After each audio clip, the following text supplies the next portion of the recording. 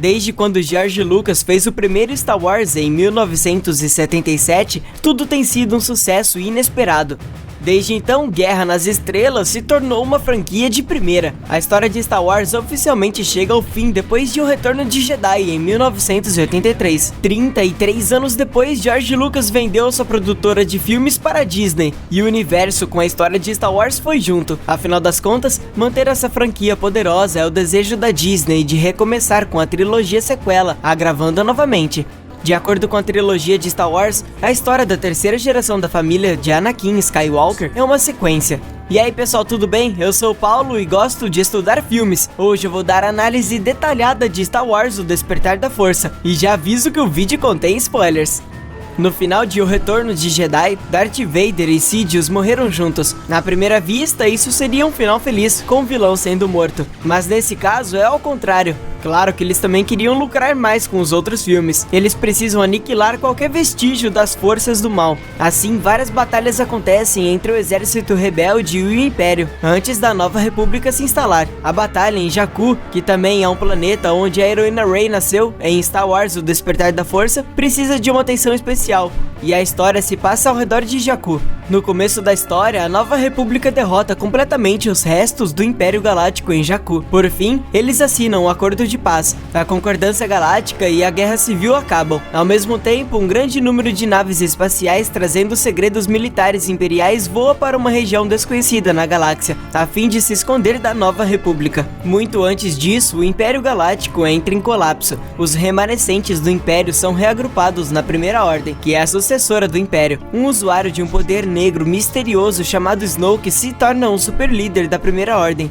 Durante 3 décadas, a Primeira Ordem tem se preparado em segredo para uma guerra nessa região, sendo a Nova República sua suposta inimiga. Então, com o apoio da Nova República, Princesa Leia estabelece a resistência para lutar contra a Primeira Ordem. Nessa época, Luke, o último dos Jedi, era um anônimo. Leia finalmente descobre que um velho em Jakku tem pistas do paradeiro de Luke. Então ela envia o piloto Poe para Jakku para pegar o mapa e procurar por essas pistas. Enquanto isso, os soldados da Primeira Ordem também chegam a Jakku. Acontece que eles também querem encontrar Luke, só que para matá-lo. Impedido de fugir, Poe na hora esconde o mapa no robô BB-8 e pede a ele que corra. Logo depois, Poe é pego pelo discípulo de Snoke, o Kylo Ren. Por outro lado, em Jakku, a Rey acidentalmente salva o BB-8, que havia sido capturado, e ajuda a consertar a sua antena quebrada. Por isso, o BB-8 decide voltar para casa com ela.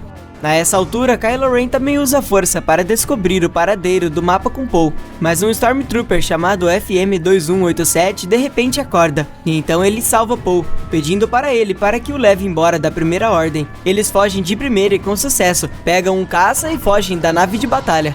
No caminho da fuga, Poe dá um nome para o FM-2187, um novo nome chamado Finn, mas durante a conversa, Finn descobre que Poe retornará a Jakku para encontrar o seu robô, e eles acabam brigando. Como resultado, o lutador é abatido em Jakku. Você deve se lembrar de não falar com o motorista enquanto ele estiver dirigindo. Quando Finn acorda, ele não consegue encontrar Poe, e apenas vê a sua jaqueta. Então o avião explode. Frustrado, Finn precisa sobreviver por si só. Quando ele passa por um pequeno posto avançado, é derrubado por Rey com um bastão. Acontece que o BB-8 acha que Finn roubou a jaqueta de Poe. Então Finn explica a Rey sobre o que aconteceu e mente dizendo que ele é um membro da Resistência. Ele também diz a Rey que o BB-8 tem pistas sobre o paradeiro de Luke Skywalker. Mas antes que eles pudessem conversar mais, um Stormtrooper se aproxima e eles pegam a Millennium Falcon abandonada. Com a cooperação de Rey e Finn, deixam Jakku com sucesso. Mas pouco tempo depois, a Millennium Falcon perde o controle. Afinal de contas, ela estava em mau estado de conservação há muito tempo e acaba sendo engolida por um navio de carga pesada.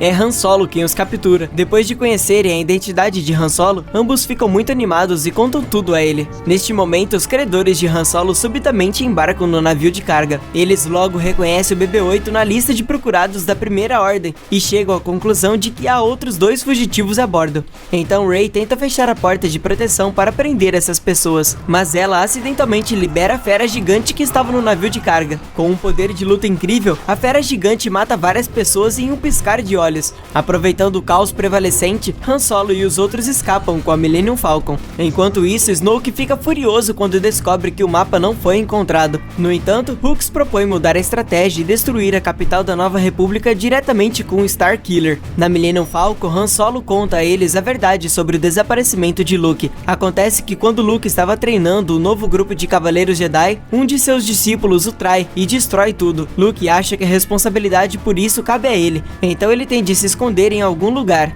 Han Solo leva eles para Takodana, onde ele quer que Maz encontre a espaçonave para enviar BB-8 de volta à Resistência. Afinal, a Millennium Falcon é fácil de ser rastreada. Finn confessa tudo para Rey neste momento, e diz que vai sair dali na mesma hora sem que a Primeira Ordem os perceba. Rey acaba tendo um vislumbre. Ela ouve uma voz a chamando, e acaba vendo um sabre de luz no porão. Assim que ela toca o sabre de luz, a memória perdida vem de volta à mente. Ela acaba percebendo que o sabre de luz de Luke está a chamando, esperando que ela possa pegar e encontrar Luke, mas Rey, sobrecarregada com tanta informação, ainda não consegue aceitar tudo isso. Nessa hora, Hux dispara os principais armamentos da Starkiller na base. Como muita energia foi disparada, o sistema de planetas onde a capital da Nova República se situava foi varrido na mesma hora. Contudo, a Primeira Ordem invade Takodana na mesma hora. Após uma briga, as pessoas acabam sendo pegas. Os lutadores da Resistência chegam a tempo de ajudá-los a virar aquela maré de algum jeito. Na floresta, Kylo Ren encontra Rey. Ele logo domina ela e percebe que ela já viu o mapa. Ele anuncia a retirada da operação e a leva embora. Depois disso, Finn decide ficar para ajudar Rey. Lá, Finn encontra Poe, que era dado como morto depois de voltar à base. Isso também foi uma boa notícia pela qual ele não esperava. Com a ajuda de Finn, eles conseguem entender melhor a Starkiller e descobrem a localização de seu oscilador. Desde que eles consigam destruí-lo, poderão destruir a Starkiller. Como resultado, Solo decide fechar o escudo da base. Ele pede a Finn para ir com ele, pois Finn havia dito saber onde fechá-lo. A princesa Leia diz a Solo que o filho deles, Kylo Ren, se perdeu até mesmo do mestre Luke e não consegue acordá-lo. Talvez o seu pai possa despertar o seu senso de justiça. Por outro lado, a Starkiller se utilizou das estrelas consertadas para o reabastecimento.